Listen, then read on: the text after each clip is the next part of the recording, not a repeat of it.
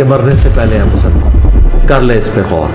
کتابوں کا خدا اور ہے، بابوں کا خدا اور ہے. کہنے کو تو ہی سب کا اسلام ہے، لیکن کتابوں کا جہاں اور ہے، بابوں کا جہاں اور.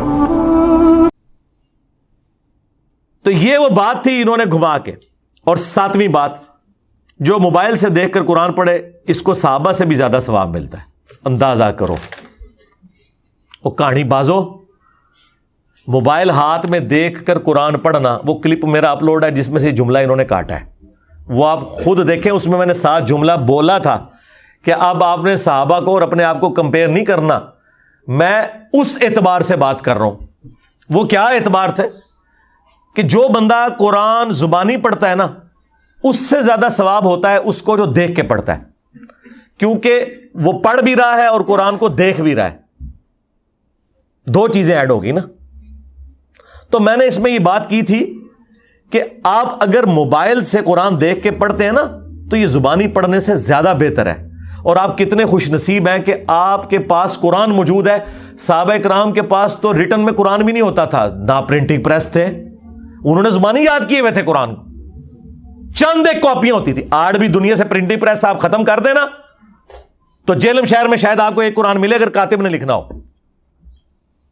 آدھی دنیا ننگے پاؤں پھرے. موچی اتنے بندوں کی جوتیاں بنا سکتے ہیں. یہ بخاری مسلم یہاں پرنٹ ہو کے نا پڑے ہوتے. اللہ بھلا کرے اجمیر شریف والوں کا انہوں نے پرنٹنگ پریس بنایا اور بغداد شریف والوں نے سیاہی بنائی. ہاں، اور بریلی شریف والوں نے یہ کیمرہ بنایا. دیوبند شریف نے یہ گھڑی بنائی. وہ کیتا کیا ہو تسی یہ بھی نہیں کر سکے. تو یہ آج ہی ہمارے پاس قرآن نہ ہوتا اس طرح. تو میں نے کہا تھا کتنے خوش نصیب ہیں آپ لوگ کہ ہر بندے کے پاس اپنا قرآن ہے. اور آپ لوگ تو اگر صحابہ کرام کے ساتھ کمپیئر کیا جائے، وہ تو زبانی قرآن پڑھتے تھے، تم دیکھ کے پڑھتے ہو. تمہیں تو اس سے زیادہ ثواب ہو سکتا ہے اگر اس زمانے میں یہ سب کچھ ہوتا. اور میں نے کہا تھا تم نے صحابہ کرام سے اپنے آپ کو کمپیئر نہیں کرنا. مراد یہ کہ اس زمانے میں جو زبانی پڑھتا تھا اور جو دیکھ کے پڑھتا تھا وہ دیکھ کے پڑھنے والا افضل تھا. اس اعتبار سے آج تم یہ فیسلٹی اویل کر سکتے ہو. تو انہوں نے پکڑ کے کیا بنا دیا. بہرحال یہ انہوں نے بنایا. پھر میں نے ان کی منجی ٹھوکی کہ ہوں آ جاؤ میدان وچ، یہی گل سننی جے پھر سن لو. ابو داؤد میں حدیث ہے، جو شخص پرفتن دور کے اندر حق پر قائم رہا اسے میرے 50 صحابہ کے برابر اکیلے کو ثواب ملے گا. لاؤ فتوا نبی اسلام دے ہوتے نعوذ باللہ تے برباد ہو جاؤ تسی بھی تے تواڈے بابے بھی. حضور کو کسی نے مشورہ نہیں دیا کہ جی قرب قیامت میں 50 صحابہ کے برابر ایک بندے کو صحابہ سے بڑھ گیا. جامعہ ترمذی میں حدیث ہے کہ اگر دین کے 10 حصے ہیں اے صحابہ، تم 9 پر عمل کرو اور 1 کو چھوڑ دو تم ناکام ہو جاؤ گے، لیکن بعد والے 1 پہ عمل کر کے 9 کو چھوڑ دیں گے وہ کامیاب ہو جائیں گے. کیونکہ تمہیں تو یہ بینیفٹ ہے نا کہ تم نے مجھے دیکھ لیا ہے. ہاں، اللہ نے ہمیں بھی دیکھے کمپنسیٹ کیا ہے، یہ ذہن میں رکھیں. مسند احمد میں حدیث ہے، ایک صحابی تابعین کے جھرمٹ میں آئے نا تو تابعین نے کہا کہ حضرت کوئی ایسی حدیث سنائے جو آپ نے خود حضور سے سنی ہو. تو دیکھیں وہ صحابی بھی کیسے تھے. ان کو یہ اندازہ ہوا کہ یار یہ لوگ تو بےچارے تھوڑے سے وقفے سے ہی صحابی ہونے سے رہ گئے ہیں نا. یعنی تابعین کچھ عرصہ پہلے پیدا ہو جاتے، حضور کو دیکھ لیتے. تو انہوں نے نا ایسی حدیث سنائی جس سے ان کا دل خوش ہو جائے. انہوں نے کہا پھر سنو. ہم نبی الاسلام کی مجلس میں بیٹھے ہوئے تھے، حضرت ابو عبیدہ ابن جرح بھی موجود تھے 10 مبشرہ میں سے. تو نبی الاسلام نے فرمایا جانتے ہو سب سے بہتر ایمان کس کا ہے؟ تو ابو عبیدہ نے کہا یا رسول اللہ ہمارا ہے نا، ہم نے آپ کی صحبت کی، آپ کے ساتھ مل کر جنگیں کی.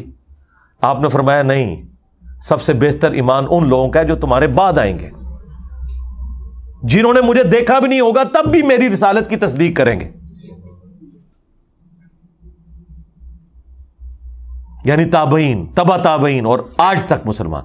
اب نبی الاسلام نے تو سیدھا سیدھا ایمان کے اوپر بات کر دی، کمبل سیٹ کیا. پھر مسند احمد میں حدیث ہے، صحیح ابن حبان کے اندر موجود ہے کہ جو مجھے دیکھ کر ایمان لائے اسے 1 دفعہ بشارت، جو بغیر دیکھ کر ایمان لائے اسے 7 دفعہ بشارت. اور مزے کی بات بتاؤں, اس حدیث کے اوپر امام ابن حبان, انجینئر ابن حبان, آج تو بعد انجینئر ہو گئے جے. ابن حبان کوئی چھوٹا بندہ نہیں جے, امام بخاری کے شاگرد ہیں ابن خزیمہ, انہوں نے اپنی صحیح ابن خزیمہ لکھی, اور ان کے شاگرد ہیں ابن حبان. انہوں نے اس حدیث کے اوپر پتہ چیپٹر کی ہیڈنگ کیا بنائی ہے؟ بعض اوقات کوئی غیر صحابی بھی اپنے عمل میں صحابی کو پیچھے چھوڑ سکتا ہے اور صحابی سے بہتر ہو سکتا ہے. انہوں نے اوپر اپنا فارم بھی لکھ دیا.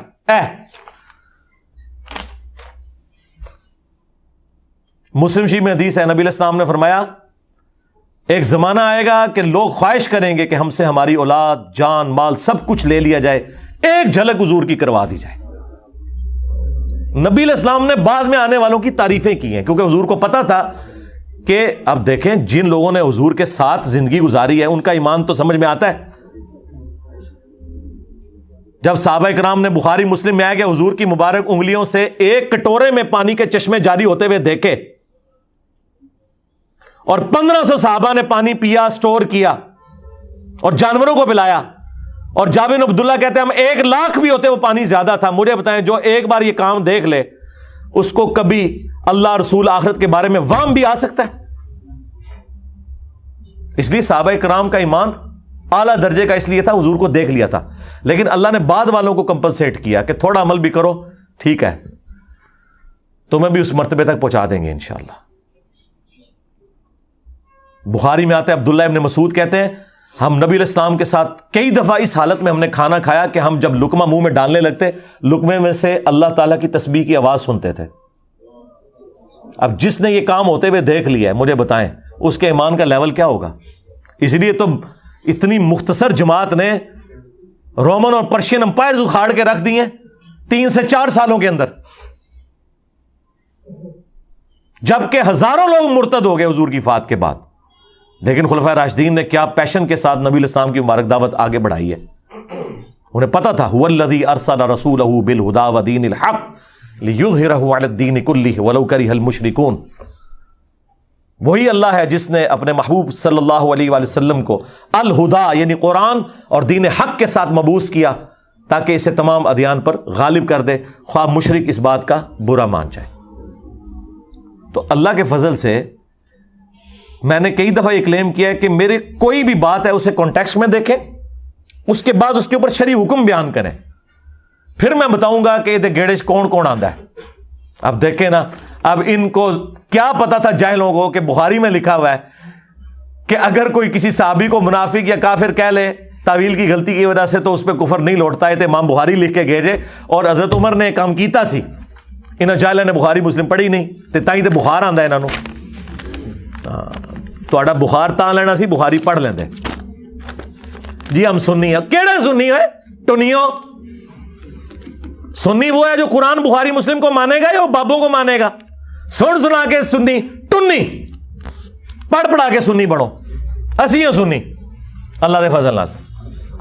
ہوں جنہیں سنیت کی گارنٹی لینی ہے اتھوں لو. اور یہ سنی میں فرقے کے طور پہ نہیں, فرقہ واریت حرام ہے, میں منہج کی بات کر رہا ہوں. سنی منہج وہ ہے جو خلفائے راشدین کو حق پہ مانتا ہے اور سیدنا علی رضی اللہ تعالیٰ عنہ کو بالخصوص ان کے مخالفین کے خلاف حق پہ سمجھتا ہے اور مخالفین کا احترام کرتا ہے.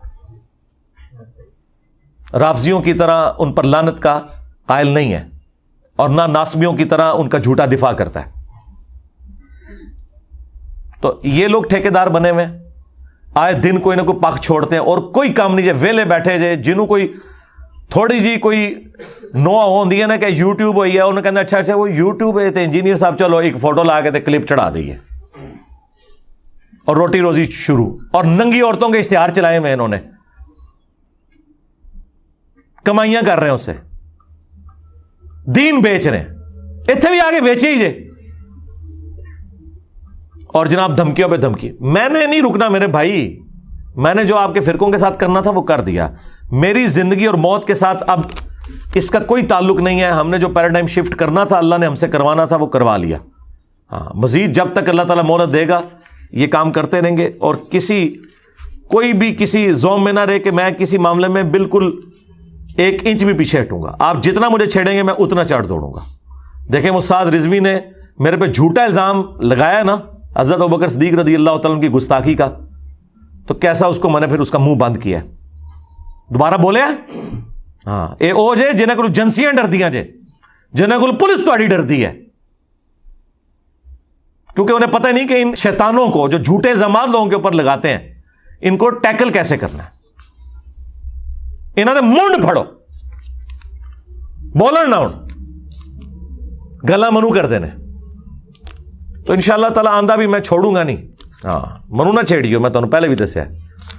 صلو علی محمد وآل محمد, اللہم صلی علی محمد وعلی آل محمد واصحاب محمد وازواج محمد اجمعین الی یوم الدین, آمین. کہ مرنے سے پہلے اے مسلمان کر لے اس پہ غور, کتابوں کا خدا اور ہے, بابوں کا خدا اور فرقوں کی دکانیں بند, دا ڈیمیج ڈن, اور پاپے تے شاہی کوئی شے نہیں. یقین کرو یہ اتنی بار بولا کہ اب مجھے تھوڑا تھوڑا بابوں پہ ترس آنا شروع ہو گیا.